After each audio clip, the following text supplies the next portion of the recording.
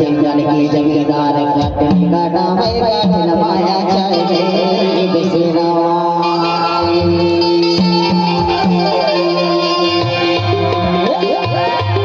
इसी बाबा चावरला बने मेरा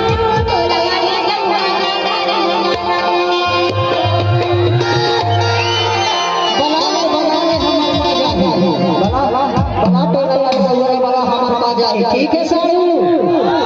ठीक है टोला वाले में मत बुलाओ ऐसे के लिए बताओ के चावरला बनने मेरा थमने वाली टूरा ऐसे की बेटा हाँ थमने वाले टूरा मतलब लगाना छोड़ गाँव में कैसे सब आदमी कैसे बुलावे तो बुलावा नहीं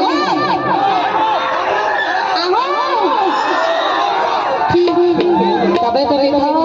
बैठा ये दिलेर बाबू से तो लगा के थे राखी दिलेर बाबू